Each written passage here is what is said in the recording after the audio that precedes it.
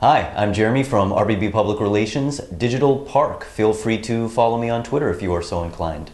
Okay, today I'd like to post about a topic that's been blogged about many times, yet despite the proliferation of tips and pointers on the subject, many job seekers still seem to have a hard time with the live video interview. Since the advent of Skype and numerous other video conferencing tools, employers have been using live video as a cost-effective way to screen potential employees. In fact, the New York Times recently reported that 42% of companies used video as part of the hiring process for senior executives, management, and entry-level job functions. And as technology improves, that number is only going to increase. So knowing that a live video interview is potentially in your future, what could you do to ensure that your experience is a successful one? Well, here are 3 key tips that will help you alleviate the most common problems that I've encountered when conducting live video interviews. Number 1, test the technology. You absolutely, positively must test the technology beforehand so that you are comfortable with the live video platform that you're using. Make sure you ironed out any audio or video issues so that you have clear picture and crisp sound. Now, I know this seems like a no-brainer, but I've seen this more often than you could possibly imagine, so I'm going to repeat that. It is extremely important that the interviewer can see and hear you. Do a run-through with your friends and colleagues to identify and correct any technical glitches so that the day of the interview, all you have to worry about is the content of the discussion. Number 2, and again, this is something that people overlook more than you would expect. Cultivate a professional environment.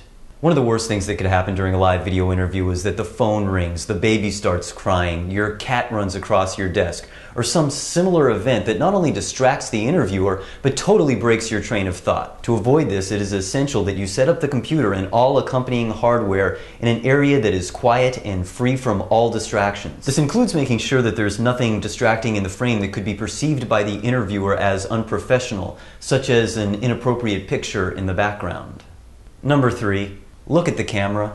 It's pretty well understood that it's effective to maintain a degree of eye contact when you're having a conversation with someone. Looking directly into the eyes of the viewer makes your presentation seem more impactful and makes you seem more confident about what you're saying. Now, of course, the problem is in order to maintain eye contact during a live video interview, it means you have to be looking at the webcam and not looking at the image of the interviewer on your laptop or computer screen.